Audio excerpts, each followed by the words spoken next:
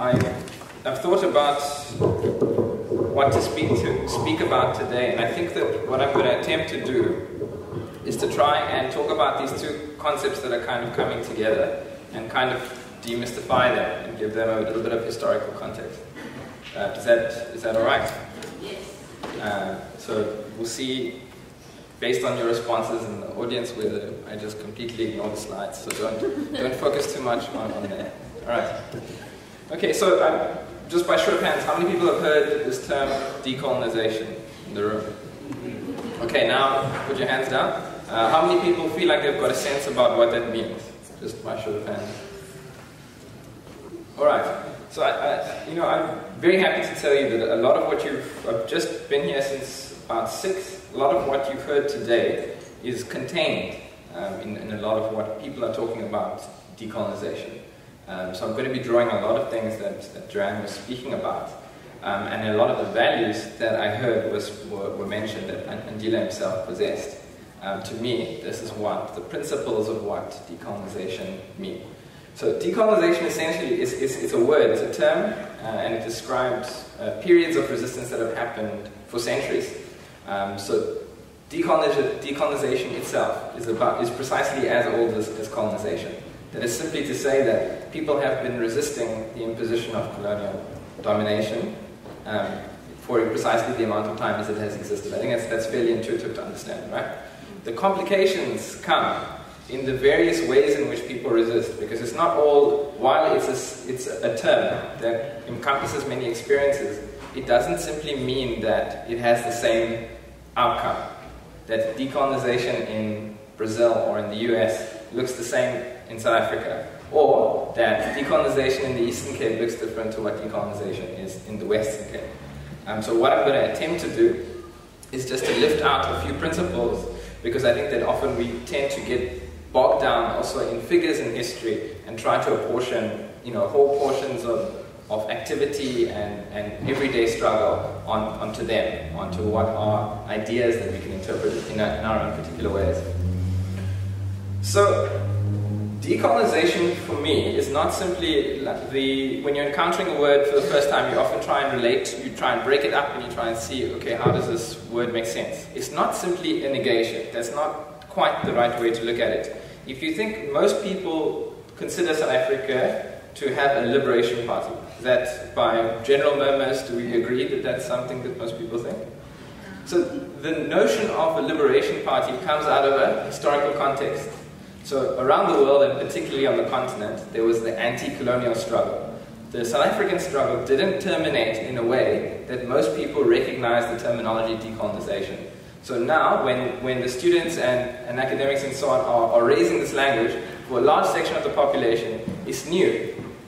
But for the world, it's not a new phrase. It's a phrase that has a particular, it's the signifier of something.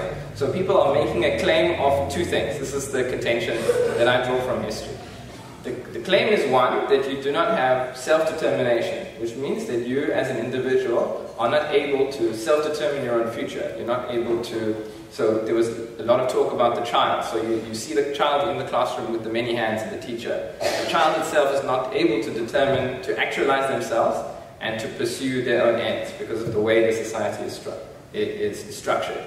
The second arm of it is collective self-reliance. So I think it's somewhere there. Collective self-reliance is about community. So I've heard a lot of talk about community here now. The question about decolonization is about to what extent are communities able to be reliant upon themselves. So these kinds of questions relate to much more fundamental requirements of society. So let's think about healthcare, let's think about food. So what are the stumbling blocks for societies that have experienced or are experiencing imperial and colonial domination to grow their own food, to have access to their seeds, to have access to quality healthcare? So if you do a historical plot of what has happened to sections of the population who have been under oppression or who are facing particular kinds of oppression, be it military or otherwise, what are the specific challenges that they face and the ways in which they seek resistance against that system? That is in the broadest sense decolonization. And lastly, what unfortunately gets a lot of emphasis from the university is the question about knowledge. And that shouldn't be a surprise because the university is so concerned about knowledge. But the problem about the hierarchies of knowledge naturally comes with a process like colonization, which is about hierarchy, which is about imposition onto the other. It's about saying that one knowledge is valid and others are not. So it can be all good and well for us. We can say we can pick up a university philosophy or politics curriculum and you can say there's no African writers here, and you can think that that's okay, that's a simple debate that you've won, let's simply include some more African writers. No, actually, there's a much deeper problem, because what is happening, you take a spread of universities, you see a similar pattern reproducing itself. What does that tell you? It tells you it's a systemic problem. And if it's a systemic problem, it means that there's something about the structure that reproduces this. So it's not a simple question of going to a particular school and looking at a history book and saying, well, why don't you teach more about the history of Athlone? Why are you only teaching about XYZ history in the country? No, you have to look at all the social, political, and economic factors that determine that content, because curriculum itself is curriculum, is political, and we'll kind of get to that. So I'm going to try and build towards this motivation for free education, and I'm not going to spend too much time on the models. And the reason being is that I think at this level of the conversation, look, I'm just getting to know you, and likewise.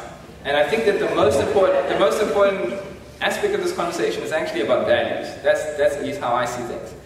What does it mean for us to be talking about how we're going to fund things when we haven't even agreed upon the basic premises of what is this new position that we're going to take on together? So I'm going to start from the post-industrial revolution, because I think it's the most intuitive example for us, especially now that we've had the conversation about schools. So if you look at the way schools are set up, many people have studied and critiqued this. They mirror factory setups, right? And a lot of the reasons is that once education was expanded to people outside of the elite class, what a lot of it was being used for was for labor, right? So a lot of our schools, and as we are not going to belabor some of the points here, you see some of the ideological interferences in providing education at scale. So how do we have the Union of South Africa before the Republic of South Africa was a political colonial constellation of territories, right? So we enter into a negotiated settlement and we have a democratic transition. But what it means is that we have the legacy of all those institutions. So the school itself is not something that's always existed. It existed out of a particular time. And actually what you're seeing, so when you go down the road to Athlone or to Newlands, you're seeing versions of a school. And those schools are not the same. They have different philosophies behind them. Why? Because the people involved in building them and inhabiting them are different. So even when we talk about the schools, we can't speak about them as these totalizing things, right? So that in accepting that it's not a totalizing thing, it frees us up of a lot. Because people attempt to say, well, you're talking about decolonizing schools and this sounds like this big abstract thing, how do we change things? Well, the answer already is that schools are changing all the time. Why? Because the people who inhabit them are changing all the time. So I think the call that's being made now is to be more intentional about that. And we can debate about what that intentionality means. So what is Bantu education? Bantu education comes from a thesis that there are different, it's not simply different races that have different colors. No, it's not. It's far more insidious and intentional than that. It's saying that there's different categories of human. There are some peoples that are more human than others, which means that some are able to do more kinds of certain tasks and others not. Scientific racism has been dispelled. I hope that we don't have to address that tonight. But what this does, and this mirrors a lot of what happens in other codified languages in other parts of the world, is it creates this separation for many people between mind and body. So there are peoples who are assumed to only have the faculties to work primarily with the body, with the hands. And there are others who do the mind work. And you see this reproduced in professions, you see this reproduced in curriculum. So I'm an engineer. And so you look at what is a technician and what is an engineer. And in those spaces, what do people consider an engineer's work and a technician's work? Again, not totalizing things, it differs from place to place. But you'll often see that both with similar faculties on the same problem will philosophically interpret the situation as the division of labor as the engineer is the person, the enlightened individual, who conceptualizes the plan. The technician is the person who does the handwork, who puts the items together. And both of their times are priced differently so that they can charge the client in a particular kind of way. So as a practical example, these are the kinds of ways in which very intentional historical, social, political dynamics impact these things that appear neutral, disciplines and curricula. So when we talk about colonization in the curriculum and then decolonization of curriculum, this is what we mean. We don't mean a simple, abstract and complicated thing. So when you're talking about free education, what are you talking about? In this instance, in my experience in the student movements, most people are talking about a fee-free model, meaning that you don't pay tuition. Why is that? The claim that's being made here is that education is a commodity. This is not, again, an argument that's particular to some... Where's the time? Is that? Am I done? Oh, okay. Okay. All right. I'll speed up. Why is that? People are saying that there's a particular thing that happens to this thing, education, that anyone can pass on from one person to the other. The claim was made that different people can be students and teachers in different moments. But when you're paying for a service, that's exactly what happens, is that education becomes a service. And when resources are not distributed equally in the society, and historically so in a place like South Africa, what it means is that those who are able to afford have access to education. But even worse, so remember that formulation earlier, decolonisation equals self-determination plus collective self-reliance. It means that even if you get into the institution, you don't have necessarily the capabilities to actualize yourself. So you can be in the classroom, but you can't be heard, and your knowledges aren't represented in the space. So possibilities I'll leave out the last couple of slides. Possibilities for free decolonised education. I think that, I'm not going to go into some of the philosophical stuff, but I am going to say is that I think that, let's talk about how do we refurbish our public service system, because at the moment, you might not be a statist, but I think most of us can agree that the state in South Africa is one of the only institutions that's able to provide social services at a large scale.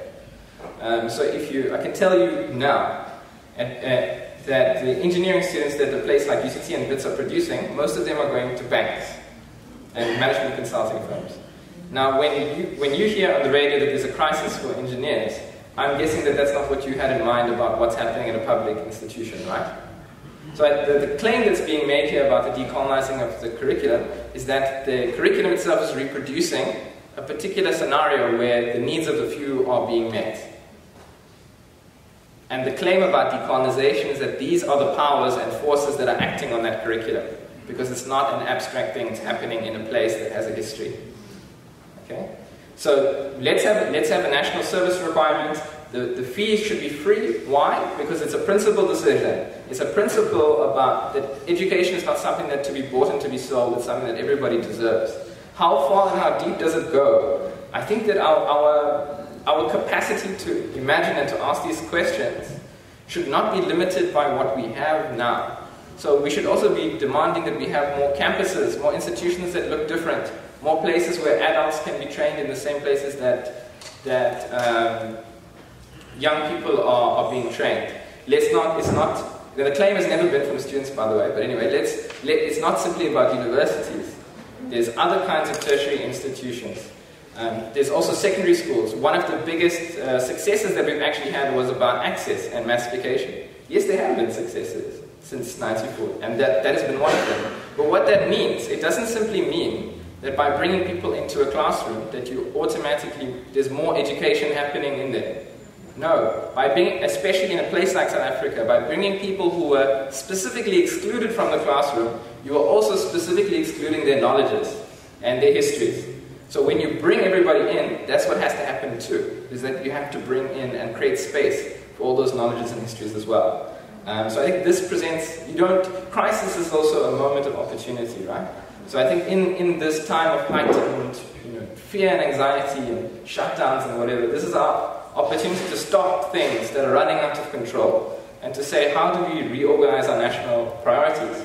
If it comes to that we say, no, let's deploy more of our university students to go and work in primary and secondary schools, let's have that tough conversation.